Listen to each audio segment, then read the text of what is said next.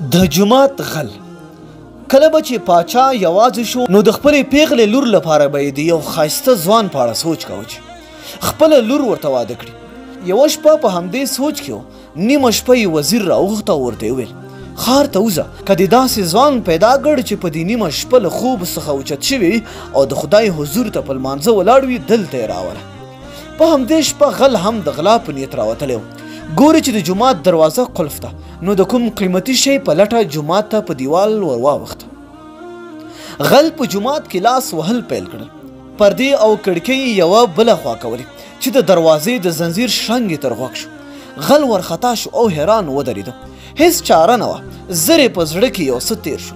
وزیر له عسکرو سره جومات ته ورننوت. ګوري چې په جومات کې د بندو دروازو تر شا یو تن الله ته په عبادت او عاجزۍ ولاړ دی. وزیر خپلو ملګرو ته مخ کړ. ورو یې وویل له لمانځه سره د ډېرې مینې له امله ښایي پر دیوال جومات ته اوښتې وي. غل له ډېرې ویرې مسلسل نیتونه تړي او سلام ګرځوي چې 2 رکعات اخلاص شي، بیا دستي پورته شي، نیت وتړي. لمونځونه یې بیخي ډېر شول. وزیر نور ستړی شو. عسکرو ته یې وویل څنګه چې سلام وګرځو سمدستي راپورته کړئ او د نور لمانځه اجازه مه ورکوئ. همداسې وکړل. ځوان یې په نیمه شپه د پاچا دربار ته ورسوه.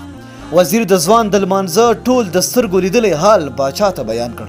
پاچا چې د وزیر خبرې واورېدې، بې دریغه یې تر ځوان غېږ تاو کړه او په خندا خندا یې داسې وویل ښایي ته هماغه څوک یې چې زه یې له مودو په اړه سوچونه کوم. ښایي زما د هماغه خوبونو تعبیر ته یې. زه په تا غوندې ایماندار ځوان پسې ګرځېدم چې خپله ګرانه لور ورته په نکاح کړم او زما تر مړینې وروسته پر تخت پاتې شي. ځوان چوپ ولاړ و. څه چې اورېدل باور یې نه کېده. سر یې له خجالته ځوړند کړ. له ځانه وشرمېده. د وجدان پر صحرا یې یوازې دا چغه اورېده ربه زه دې په هغه لمانځه پاچا او د ښځې خاوند کړم چې د خلکو له ویرې پرې ولاړ و. نو په هغه لمانځه به کوم مقام ورکوي چې یوازې ستا له ډاره کېږي. نو دوستانو که چېرته تاسو هم مونځ نه کوئ نو د الله د ویرې یې شروع کړئ.